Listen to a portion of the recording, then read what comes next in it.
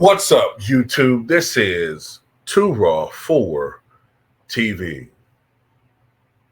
I tell you what, man, 10 years ago, I never thought I'd be in this position. I never thought I'd be in this position where I'm defending Kobe the way that I was positioned 10 years ago. But things change.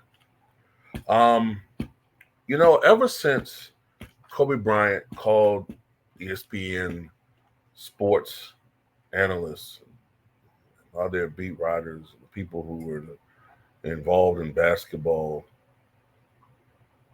a bunch of idiots for ranking him the 25th best player before the start of 2014-15 season. That's when he got on their bad side. And that's when the very next year they ranked him the 93rd best player in the NBA and ranked him behind, I remember it was like dudes is not even in the league. Dudes that played like 3 or 4 years in the league and were out. Role players, But anyway, ever since a certain guy has grown in power and influence in the NBA and in the media, because he has his minions out there, and it's intensified ever since this particular person joined the Lakers. There's been not just a campaign to denigrate Michael Jordan, but also to denigrate the memory of Kobe B. Bryant, which is an absolute poor taste, considering that this clown used Kobe Bryant's death as a storyline, or at least his minions used Kobe Bryant's death as part of the storyline as to why the Lakers should win a title for Kobe, but really for LeBron. Yeah, I just said his name. Jeff Teague. I'm not saying he's part of that, but Jeff Teague is definitely carrying on with that same trend. This is a guy that said some dumb things recently. Didn't he say something about, who was it he was comparing to Michael Jackson? Was it Chris Brown? Someone he stupidly compared to Michael Jackson, some current person. I forgot what it was. But anyway, Jeff Teague recently said that Kobe Bryant's game, his offensive game, wasn't very pretty to look at. It wasn't as fluid or as beautiful to watch as, say, as Kevin Durant and Carmelo Anthony. So Jeff Teague wasn't a fan of his game, Kobe's, from a viewership side. Despite the fact that Bryant's hard-nosed style of play with an emphasis on the mid-range shot was reminiscent of Michael Jordan, Teague doesn't think it holds up compared to players like Kevin Durant and Carmelo Anthony. He said this recently on an episode of Club 520, a podcast, where he explained that he didn't like watching Kobe Bryant play. And he went on to say this. I ain't gonna lie, no share or nothing like disrespect, but I never liked watching Kobe Bryant play. He wasn't my type of, I knew he was cold, I knew he was a killer, but I ain't never liked watching him play. Like, all his ish seemed like he was trying too hard, like it didn't come easy. He scored easy, but like all his moves was like, when you watch KD and Melo, it just looks graceful. Like, this ish is just too easy. Well, maybe part of that, Jeff Teague, is the fact that Kevin Durant was a small forward and is a small forward, although I think he plays power forward at times now. But he was a small forward who was damn near 7 feet tall. And Carmelo Anthony was bigger and stronger than Kobe and was able to sometimes bully people that he's bigger and stronger. Carmelo's what was he, like 6'7"-ish, 240, 6'8", 240? Durant says he's 6'9", but I mean, clearly, when he was standing next to Kevin Garnett, he wasn't much shorter. Kevin Garnett is like 6'11". So KD at least is 6'10", maybe 6'10" and a half, right?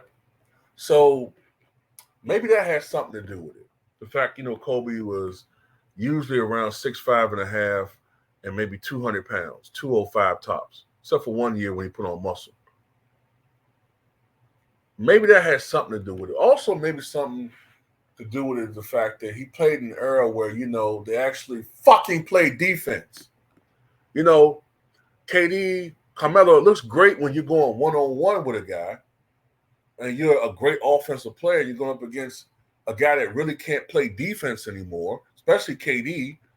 But Kobe was getting double teamed and triple teamed. So maybe, it didn't look as fluid and maybe it didn't look as if he was scoring so easy because it wasn't as easy. Now, look, I was one to criticize Kobe for his inefficiency. But it took time for me to realize that it wasn't just Kobe. It was all the players in that era.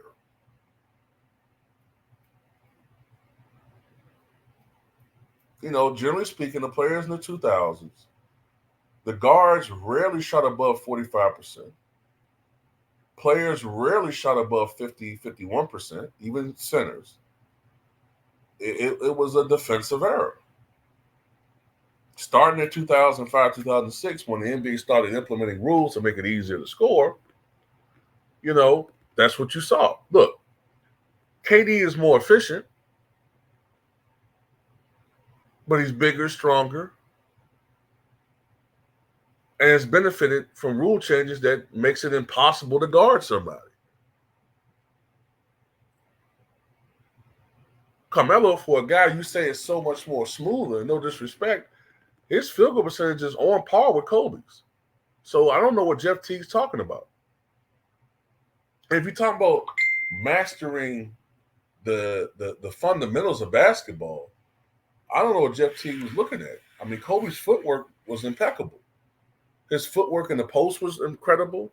His overall footwork as far as being a basketball player and fundamentals were very sound. I just thought that sometimes Kobe forced bad shots. But I don't understand. What are you talking about?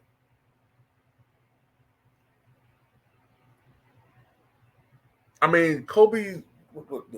I'm really struggling to see what he's talking about with Kobe being aesthetically not pleasing to watch. Because when the guy was on, I've never seen a guy dominate the game like that outside of maybe Jordan. As far as perimeter player, maybe Jordan. That's it. I don't know what he's talking about.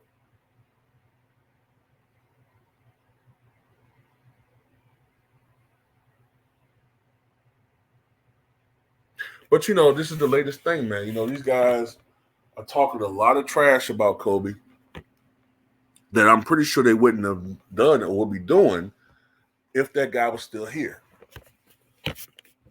But this is what they do. You know what I'm saying? This is what a lot of these guys do. They talking trash about this dude because he's not here. But I guarantee you, if Kobe was still around, they wouldn't be saying some of this stuff. Just like a lot of these guys are so scared to say what they really feel about LeBron because they're cowards. You know what I'm saying? They want to get, a lot of these dudes are in a position where they're trying to be media personalities. They definitely want to go from the independent podcast to being more part of the bigger stage. And to get there, you got to say a lot of stuff that you really seriously don't believe, but it's the safe, popular, status quo positions. Which is right now criticizing MJ, being critical of Kobe, and praising LeBron. And I guarantee you, if I go further in this article, somehow, some way, Jeff Teague gonna bring up LeBron James. I didn't look at this article. Let me see if he brings up LeBron.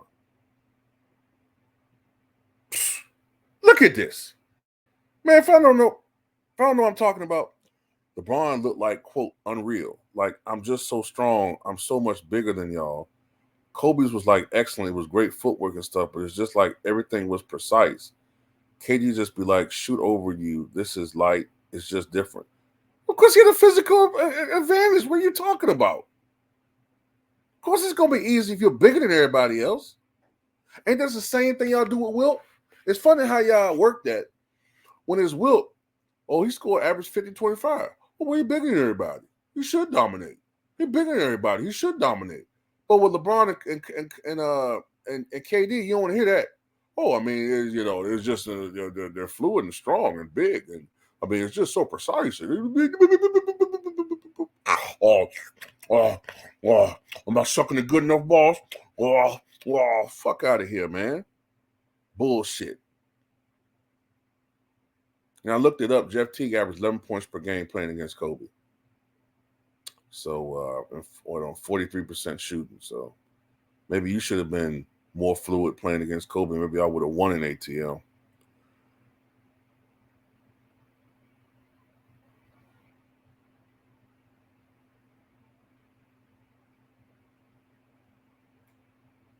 I'm just tripping off how they're conveniently leaving out the fact that the game, the spacing was different for much of Kobe's career. By the way, even if it was not as pretty to watch, which most of late 90s and 2000 basketball was not as pretty to watch, but if you're a lover of defense, as I am, it was pretty to watch. So maybe beauty is in the eye of the beholder. But for all this ugliness, LeBron won a scoring title, KD won a scoring title, Kobe won 2. No, actually, KD won 3 scoring titles. So KD got the edge in that. But Kobe won 2 scoring titles. Kobe did something neither one of them could do, was average 35 in a season. Kobe, when you include pace, had one of the greatest, if not the greatest, scoring season ever in 2005, 2006, when they opened the game up a little bit. So I can only imagine if Kobe was playing today, with as easy it is to score, how much he would average today. You know, the guy that supposedly isn't as smooth or as efficient as they are. No one still touched 81 points, no matter how much they try to open up the game to the point where it's cosmically, incredibly easy to score. You know what I'm saying? Luka Doncic scored 73 points on 25 shots. That's how easy it is to score, yet nobody still has seriously come close to scoring 81 points.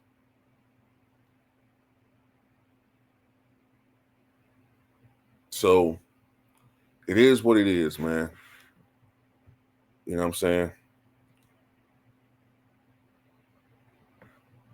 It's just crazy how now they're trying to discount one of the great scorers and make him out to be some Russell Westbrook. Like, they're trying to make him Russell Westbrook now. You know, unbelievable, man.